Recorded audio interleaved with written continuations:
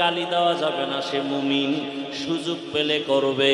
কিন্তু যারা ইসলামী রাজনীতি পছন্দ করে না তাকে ছাড় দেয়া যাবে না, সে ইসলামের ব্যানারে বেঈমান।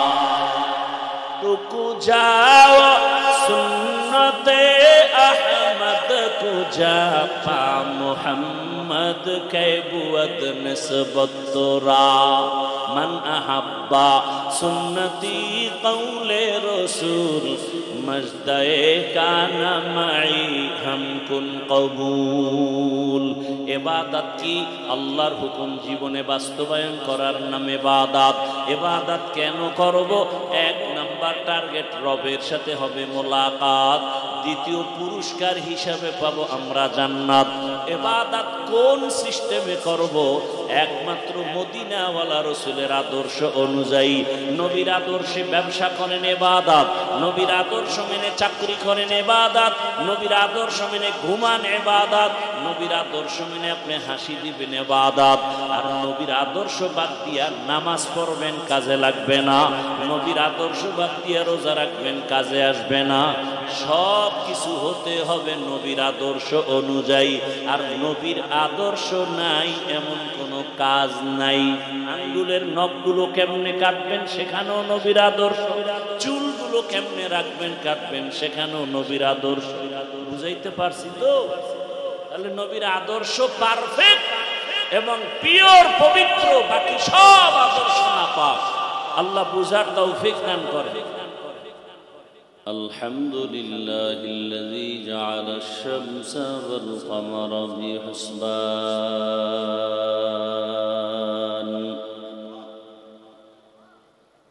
ওয়ান নাজমা ওয়াশ শাজারা ইয়াসজুদান ওয়া ফাদ্দালা জামানান আলা জামান কামা ফাদ্দালা মাকানান আলা মাকান ওয়া ইনসানান আলা ইনসান ওয়া নাশহাদু আল লা ইলাহা ইল্লাল্লাহু ওয়াহদাহু লা শারীকা লাহু لا ضد له ولا ند له ولا مثل له ونشهد أن سيدنا وسندنا وحبيبنا وحبيب ربنا وطبيب قلوبنا ومولانا محمدا عبده ورسوله اللهم صل على محمد النبي الأمي وعلى آله وسلم تسليما وبعد فأعوذ بالله من الشيطان الرجيم بسم الله الرحمن الرحيم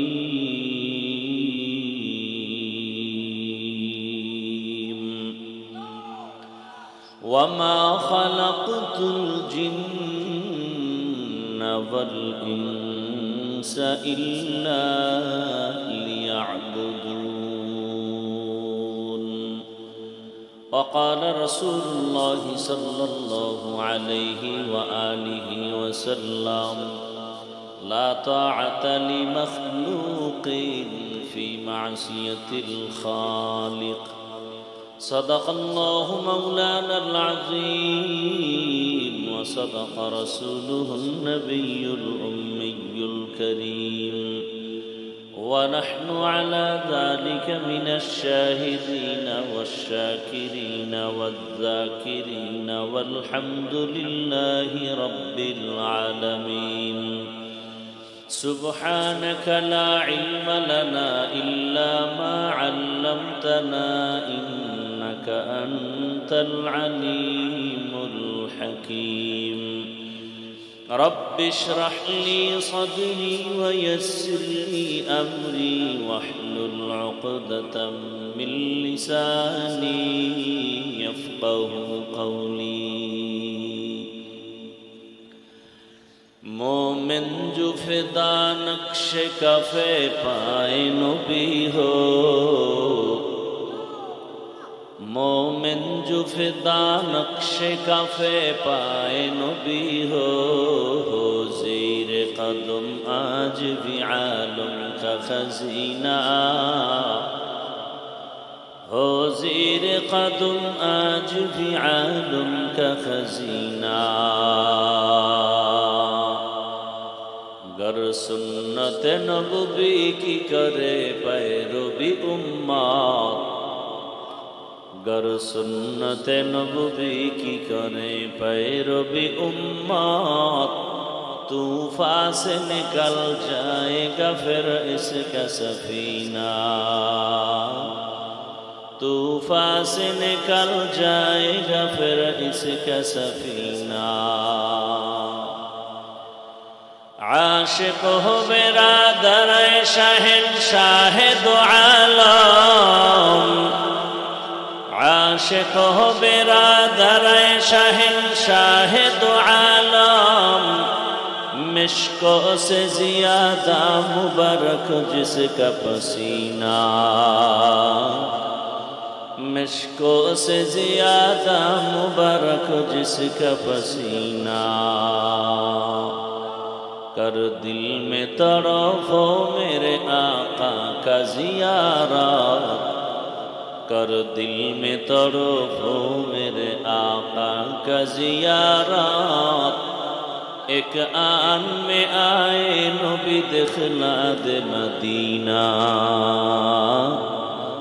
एक आन में आए नबी दिखला दे मदीना ला इलाहा इल्लल्लाह ला इलाहा इल्लल्लाह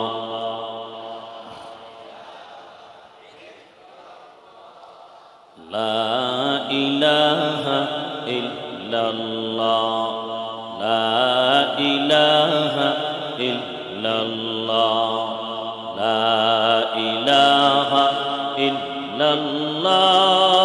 ला इलाहा इल्लल्लाह ला इलाहा इल्लल्लाह ला इलाहा इल्लल्लाह ला इलाहा इल्लल्लाह ला इलाहा इल्लल्लाह ला इलाहा इल्लल्लाह ला इलाहा इल्लल्लाह ला इलाहा इल्लल्लाह ला इलाहा इल्लल्लाह ला इलाहा इल्लल्लाह ला इलाहा इल्लल्लाह ला इलाहा इल्लल्लाह ला इलाहा इल्लल्लाह ला इलाहा इल्लल्लाह मुहम्मदुर रसूलुल्लाह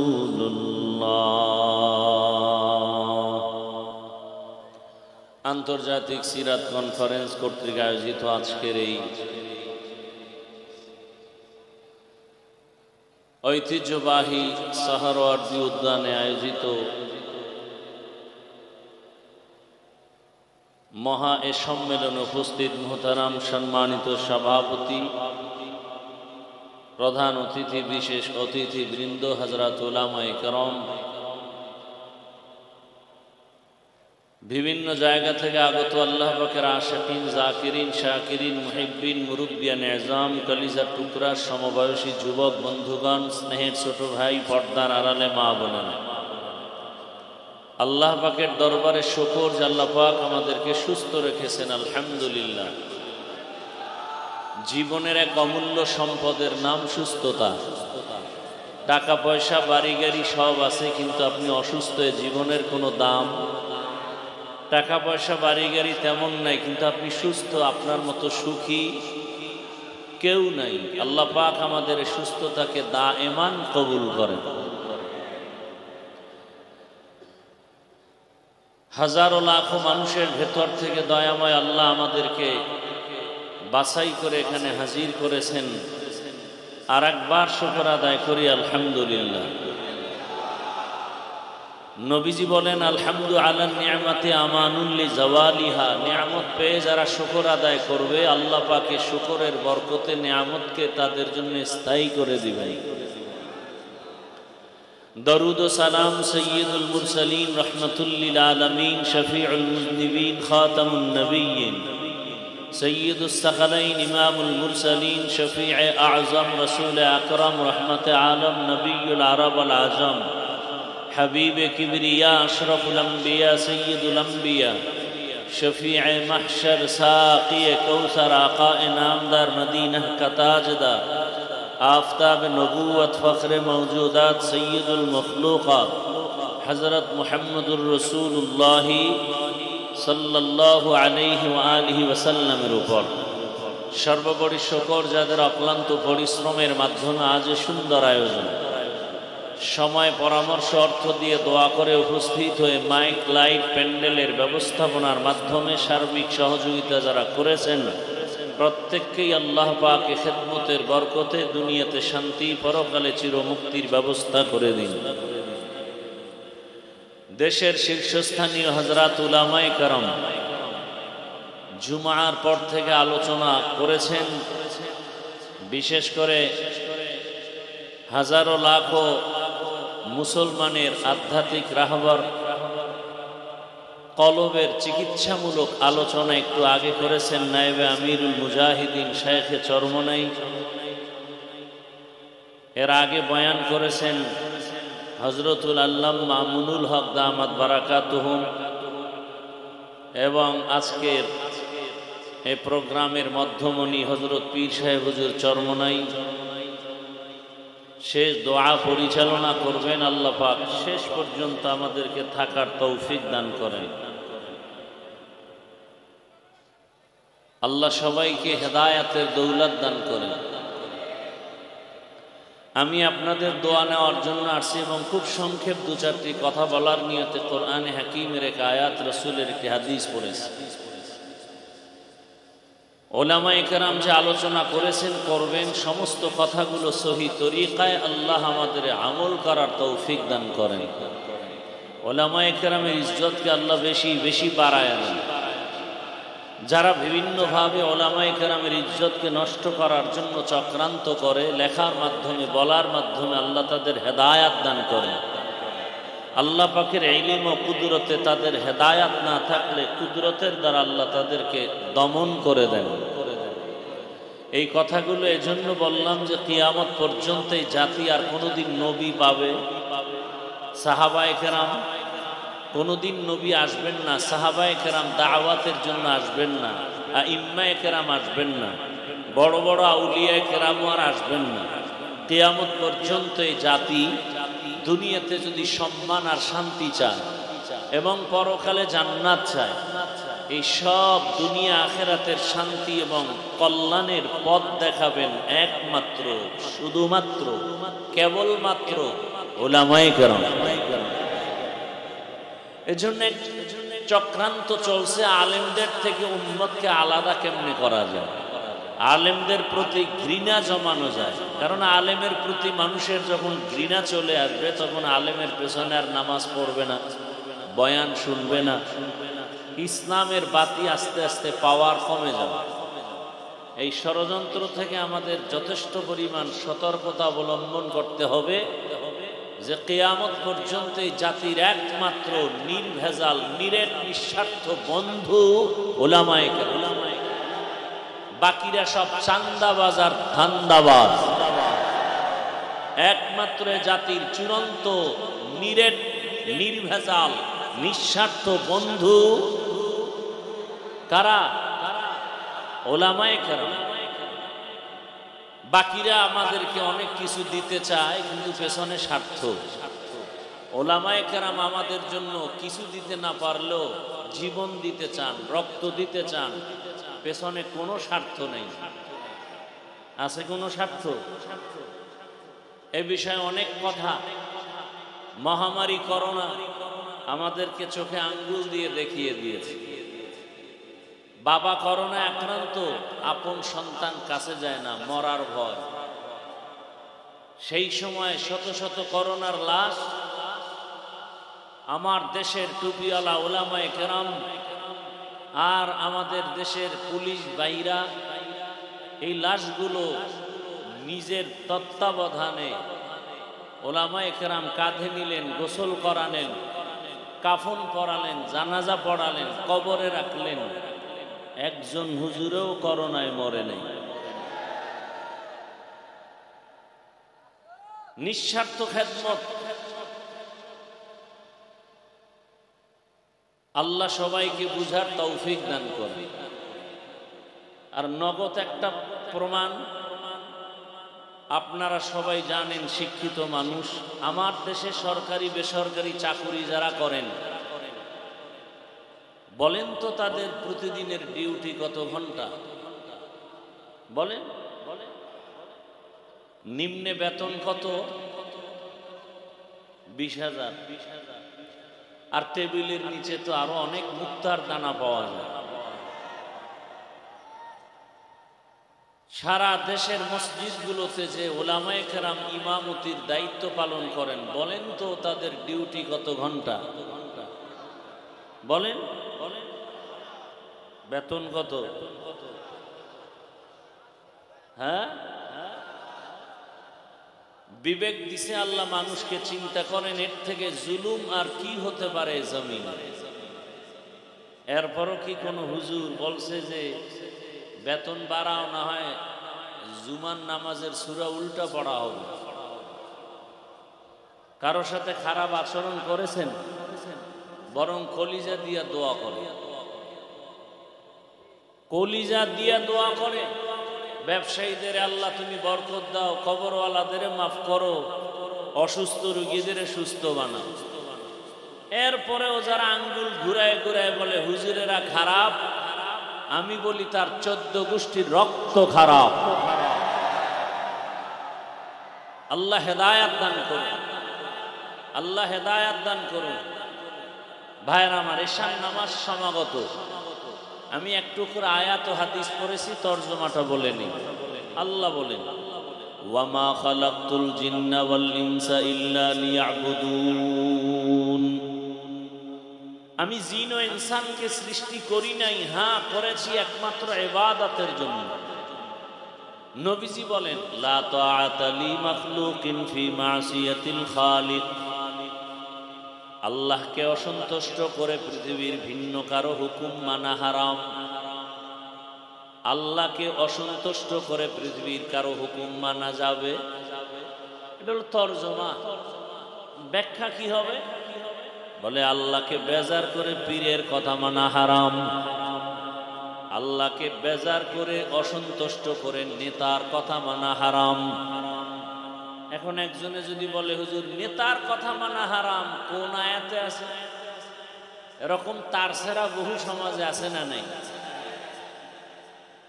রসুল বলেন আল্লাহকে বেজার করা যাবে না, দুনিয়ার সব বেজার হোক, আল্লাহকে বেজার করা যাবে না। কেন? বলে দুনিয়ার সবাই স্বার্থপর, আমাকে দিছে অনেক কিছু আমার মা বাবা, কিন্তু আমার আল্লাহ যে আমাকে যা দিয়েছেন এর 1000 কোটি ভাগের 1 ভাগও আমার মা বাবা আমাকে দেন নাই। এবং আমার মা বাবা যা দিয়েছেন পেছনে স্বার্থ আছে, আছে না নাই? সোনার বাংলায় তাকায় দেখেন, স্বার্থ না থাকলে মা বাবা সন্তানকে জবাই করে কেন? এই আকাম চলে না? চলে না। আবার স্বার্থ যদি না থাকে, সন্তান মা বাবাকে জবাই করে কেন? স্ত্রী স্বামীকে জবাই করে, স্বামী স্ত্রীকে জবাই করে। শুধু কি তাই? লজ্জা লাগে বলতে, বাবা তার আপন মেয়েকে হোটেলের মধ্যে ঢুকায় বলে আজকের রাতের জন্য তুই আর মেয়ে না, তুই আমার স্ত্রীর মতো। নাউজুবিল্লাহ আসে না? এটা কি ইন্ডিয়ার খবর? সোনার বাংলার তাজা খবর। আল্লাহ পাক আমাকে আপনাকে যা দিয়েছেন কোন স্বার্থের দিকে তাকান নাই। আল্লাহ যদি স্বার্থপর হইতেন, আল্লাহর দেওয়া পানি, আল্লাহর দেওয়া সূর্যের আলো, চাঁদের আলো, আল্লাহ পাক এত কিছু আমাকে দিছেন বলে কিছুই দেয় নাই। তোর চোখ দিছে কে? আপনার আমার মতো কত সন্তান ভিক্ষা করে, দুই চোখ দেখে না, জবান আছে খায় ঠিক, কথার আওয়াজ আসে না। আমার আল্লাহ এত নিয়ামত আমাকে দান করেছেন, বিনিময় আল্লাহ কিছু চান নাই। এরপর আল্লাহর দেয়া সব পাইয়াও আল্লাহর নাফরমানি করি, সন্তানের হক আদায় করি না, মা বাবার হক আদায় করি না, ভাইয়ের হক আদায় করি না, নামাজ পড়ি না, রোজা রাখি না, তেলাওয়াত করি না, হালাল হারামের ভেদাভেদ নাই। নাই তো নাই। নিজেকে দুর্বল মনে করবো? না, আরো বাহাদুরি করে। নামাজ না পড়লো দিল পরিষ্কার আছে না নাই? শুধু তাই না, আর একটু আপডেট চালাক যারা, ওরা আমরা হুজুরদের থেকেও ভালো আছি। বলে না? বলে না? শুধু নফসের গোলামির পেছনে দৌড়ায়। আল্লাহর নবী বলেন, আল্লাহর মতো আপন কেউ নাই, এখনো নাই, পিছনেও ছিল না, সামনেও থাকবে না। যিনি নিঃস্বার্থ আমার আপন, তিনি আমার আল্লাহ। ইয়া ইলাহি মুঝসে মুঝকো দূর কর, তাকে দেখো মুঝ মে তুঝকো এক নজর। ইয়া ইলাহি तू मेरा माबूद है, या इलाही तू मेरा माशूक है।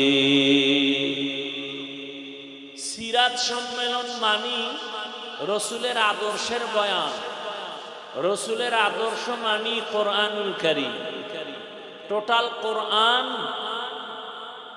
রসুলের সিরাত, কোরআনের যত আলোচনা হবে সব সিরাতের আলোচনা। কারণ এ বিষয়ে উলামায়ে হযরত তথ্যবহুল আলোচনা করেছেন। আল্লাহ দুনিয়াতে মানুষ পাঠাইছেন, এ কথা বলতে গিয়ে আল্লাহ পাক বললেন, আমি মানুষ ও জিন সৃষ্টি করি নাই, হ্যাঁ করেছি ইবাদতের জন্য। করি নাই, হ্যাঁ করেছি, এভাবে না বলে ডাইরেক্ট যদি বলতেন ইবাদতের জন্য মানুষ সৃষ্টি করেছি, আল্লাহ ডাইরেক্ট না বলিয়া বললেন আমি জিন ও ইনসান বানাই নাই, সৃষ্টি করি নাই, হ্যাঁ করেছি। ঘুরাইয়া বললেন কেন? আল্লাহ মানুষের জেহেন আর অন্তর খালি করে বললেন, তোরে বানানো হয় নাই, এটা দিলের মধ্যে ঢুকা। ঢুকানোর পরে এবার একটা কথা অন্তরে জমা করো, আল্লাহ তোমাকে বানাইছেন জীবনে একটা কাজের জন্য, তোমার আর কোনো কাজ নাই। জীবনে তোমার মরণ পর্যন্ত একটা কাজ, ওই কাজের নাম হলো ইবাদত। কাজের নাম কি? ইবাদত। এখন ইবাদত কি? অনেকে মনে করে তসবিহ পদ হাতে নাও, মাথায় ভাগরি লাগাও, মসজিদে যাও, জিকির করো, এটা তোমার ইবাদত। না না, ইবাদত কি আগে বুঝতে হবে। ইবাদত কেন করব তাও বুঝতে হবে।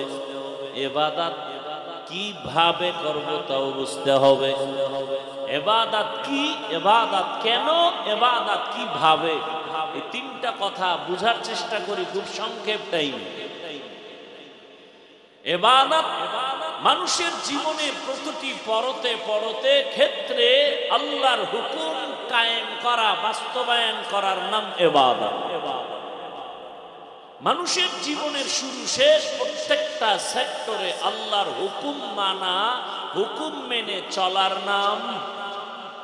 মা খালাকতুল জিন্না ওয়াল ইনসি বাখাতুজ ইবাদাত নিস্তে মাকসুদ আজ্জাহা।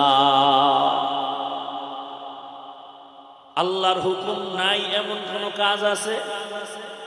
আপনি ব্যক্তি জীবনে আপনি আল্লাহর হুকুম চালু করেন ইবাদত, পরিবারে আল্লাহর হুকুম চালু করবেন ইবাদত, জীবনে যা করবেন সব ইবাদত। এমন কোন কাজ নাই যেটা ইবাদত হবে না। সেই ইবাদতটা কেন করব? একমাত্র কারণ রবের সাথে হবে মুলাকাত, বিনিময় আমরা পুরস্কার পাবো জান্নাত। ইবাদত করব কেন? আল্লাহর মুলাকাতের জন্য। কার জন্য? আল্লাহর মুলাকাতের জন্য। ফামান কানা ইয়ারজু লিকা রাব্বিহি ফালইআমাল আমালান সালিহা ওয়ালা ইউশরিক বিইবাদাতি রাব্বিহি আহাদা। রবের যারা মুলাকাত চায় নবী জানায় দেন তারা নেক আমল করবে, তবে সাবধান, আমলের মধ্যে যেন, ইবাদতের মধ্যে যেন শিরিকের গন্ধ না থাকে। কারণ শিরিকের মধ্যে যারা ঢুকবে তাদের জন্য জান্নাত হারাম। ওয়া মান ইউশরিক বিল্লাহ ফাকাদ হারামাল্লাহু আলাইহিল জান্নাহ। রবের সাথে হবে মুলাকাত, বিনিময়ে পুরস্কার পাবো কি? ইন্নাল্লাযীনা আমানু ওয়া আমিলুস সালিহাত কানাত লাহুম জান্নাতুল ফিরদাউসি নুজুলা। ইবাদত কি? বলে জীবনে আল্লাহর হুকুম মানার নাম। ইবাদত কেন করব? রবের সাথে মুলাকাত, পুরস্কার পাবো জান্নাত। ইবাদত কিভাবে করব? সিস্টেম কি হবে? ডাক্তার বলে দিবে? বলে না, ইবাদতের একমাত্র সিস্টেম রহমতের নবীর আদর্শ অনুযায়ী তুমি ইবাদত করো। কারণ এই জমিনে একটা মাত্র আদর্শই পিওর এবং পবিত্র, সেই আদর্শ হলো মদিনাওয়ালা নবীর আদর্শ। এক কথায় দুনিয়ার সব আদর্শগুলো নাপাক, রহমতের নবীর আদর্শই হলো পাক। দুনিয়ার সব আদর্শ নাপাক, কার আদর্শ পাক? ইমামুল আউয়ালিন আল আখিরিন বহরে সদকা রাহমাতাল লিল আলামিন সাইয়্যিদুল কাউনাইন খাতমুল মুরসালিন আখির আমত বুদ ফখরুল আউয়ালিন। দুনিয়ার সবার আদর্শ নাপাক, একমাত্র রসুলের আদর্শই হলো পাক। দুনিয়ার অন্যদের আদর্শ নাপাক কেন? মানুষটাই নাপাক, খায়ও নাপাক, দেমাগও নাপাক। জমিনের মধ্যে যত মানুষ নতুন নতুন আদর্শ আমাদের দিয়েছে, এর দেমাগ নাপাক। তিন বেলা খাইয়াছে বিড়ি টানের কেমন পাক? কি তিন বেলা খাওয়ার পরে যারা গাঁজা খায়, তিন বেলা খানার পরে যারা মদের বোতল নিয়ে দৌড়ায়, এগো দেমাগ পাক। কথা বলেন না কেন? মদ পান করে কেউ জিকির করেনি, বরং মদ পান করেই মাথা পাগল, মাথা খারাপ হয়ে গেছে, বউরে মা কয়।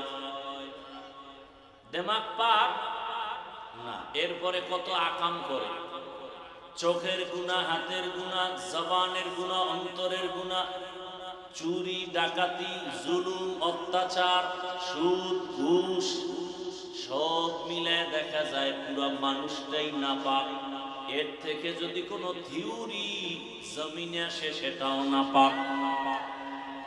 আর আমার রসুলের আদর্শ কেমন পাক? আমার রহমতের নবী নিজেই পাক। আমেনা বলেন, দুনিয়ার নারীরা বাচ্চা গর্ভে আসার পরে মাথা ব্যথা, পেটে ব্যথা, কত রোগ।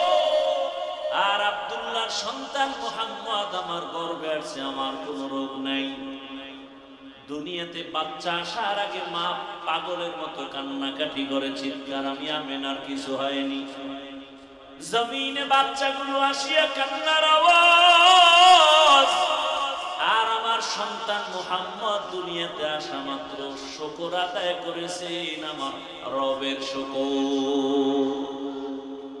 দুনিয়ার বাচ্চা আসে খতনাবিহীন, আমার সন্তান মুহাম্মদ আসে খতনাকৃত অবস্থায়। এবং আমার সন্তান এতটাই পাপ, শিশুবেলা হইতে সব বাচ্চা ল্যাংটা থাকে, কিন্তু আমার মুহাম্মদের শরম জমিনের কেউ দেখতে পারে নাই শিশুবেলাই থেকে। শুধু তাই না, নবী যখন আসছেন, রবিজিকে আল্লাহ এমন পবিত্রতা অর্জনের জন্য জমিনের আদর্শ বানায়া দিলেন। রহমতের নবী জিন্দেগিতে একটা মিথ্যা কথা জীবনে বলেন নাই। জীবনে কোনোদিন নবী কাউকে একটা গালি দেন নাই। রহমতের নবী হাজারো গালি শুনছেন, কোন গালির জবাবও দেন নাই। কেমন মায়ার নবী! রহমতের নবী কোনোদিন দুটো চোখ গরম করে কারো দিকে তাকান নাই। নবী যদি গরম চোখে কারো দিকে তাকায়, ও জায়গায় আগুনে পুড়িয়া ছাই হয়ে যাবে। কারণ আমার রসুলের মধ্যে সে পাওয়ার আল্লাহ দিয়া রাখছেন। আম্মা জান আয়েশা রাদিয়াল্লাহু আনহা বলেন, নবীজির ঘাম আমি বোতলে ভরে রাখতাম আর মেশক হিসাবে, আতর হিসাবে ব্যবহার করতাম। রহমতের নবী যেখানে কদম রাখেন, ওই জায়গা থেকে, ওখান থেকে মেশকের ঘ্রাণ। কেমন মায়ার নবী! রহমতের নবীর শরীর মোবারকে মশা মাছি পড়ে না, হারাম। মেঘের খণ্ড ছায়া দেয়, সূর্যের গরম যেন রহমতের নবীর কষ্ট না হয়। রহমতের নবী এতটাই পাক, এমন একটাই মক্কা নগরীতে আসছেন, মক্কার জমিনের মানুষ ছিল না পাক।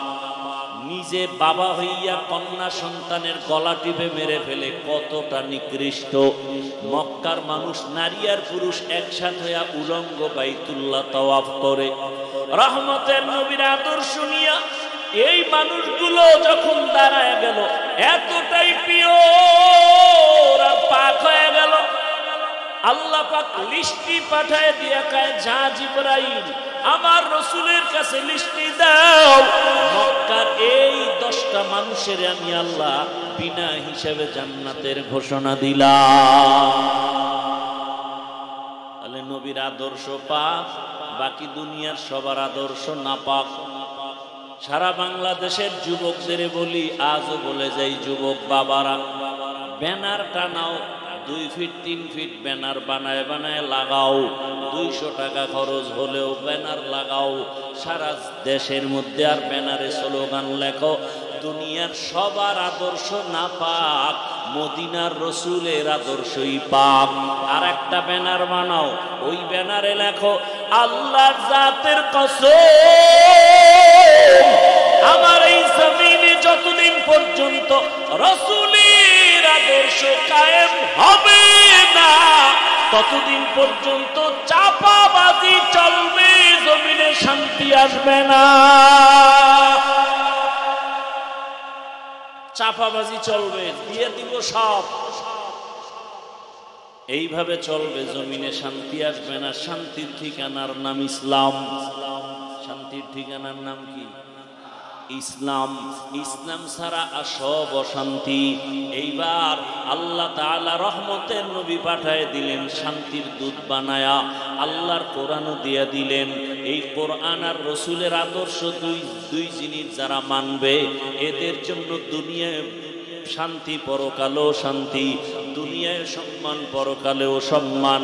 এরে নবীর উম্মতের দল, আল্লাহর কোরআন রসুলের আদর্শ ছাড়াই জমিনে শান্তি কোনোদিন কেউ দিতে পারে নাই, কিয়ামত পর্যন্ত পারবেও।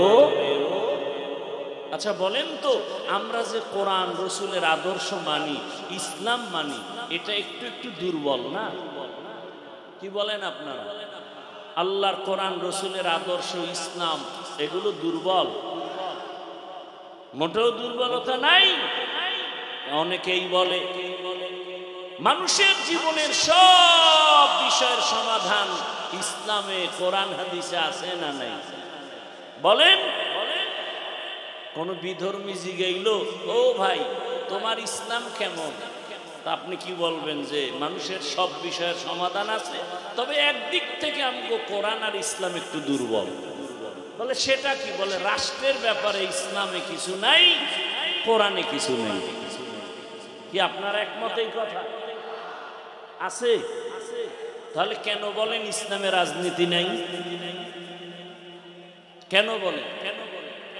বরং আমি বলি সূর্যের সাথে আলোটা যেমন লাগানো, রাজনীতির মধ্যে ইসলাম নাই তো এটা রাজনীতি থাকে না, এটা দুর্নীতি হয়, পেটনীতি হয়। পৃথিবীতে রাজনীতি মানি ইসলাম।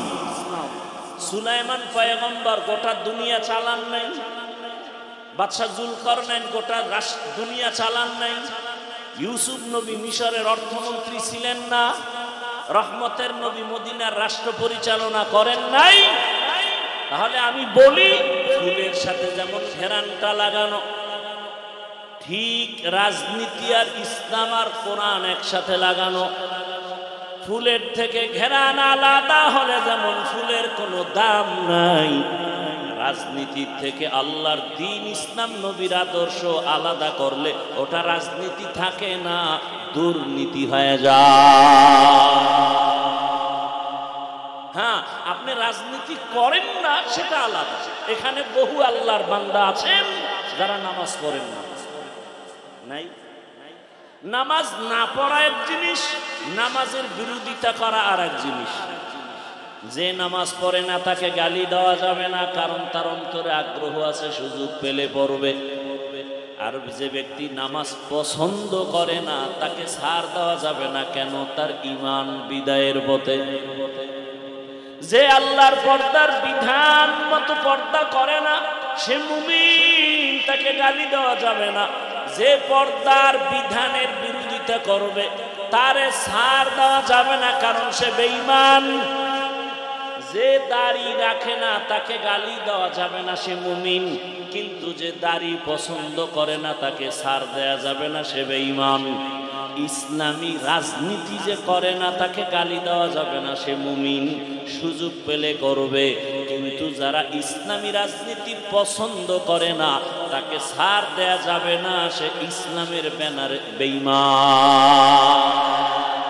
টুকু যাও সুন্নতে আহমদ কো যা পা মুহাম্মদ কে বুয়দ নিসবত তোরা মান আহাব্বা সুন্নতি কৌলে রসুল মজদায়ে কানা মাই হামকুন কবুল। ইবাদত কি? আল্লাহর হুকুম জীবনে বাস্তবায়ন করার নাম ইবাদত। ইবাদত কেন করব? এক নাম্বার টার্গেট রবের সাথে হবে মোলাকাত, দ্বিতীয় পুরস্কার হিসাবে পাবো আমরা জান্নাত। ইবাদত কোন সিস্টেমে করব? একমাত্র মদিনাওয়ালা রাসূলের আদর্শ অনুযায়ী। নবীর আদর্শে ব্যবসা করেন ইবাদত, নবীর আদর্শ মেনে চাকরি করেন ইবাদত, নবীর আদর্শ মেনে ঘুমান ইবাদত, নবীর আদর্শ মেনে আপনি হাসি দিবেন ইবাদত। আর নবীর আদর্শ বাদ দিয়া নামাজ পড়বেন, কাজে লাগবে না। নবীর আদর্শ বাদ দিয়া রোজা রাখবেন, কাজে আসবে না। সব কিছু হতে হবে নবীর আদর্শ অনুযায়ী। আর নবীর আদর্শ নাই এমন কোনো কাজ নাই। আঙ্গুলের নখগুলো কেমনে কাটবেন সেখানেও নবীর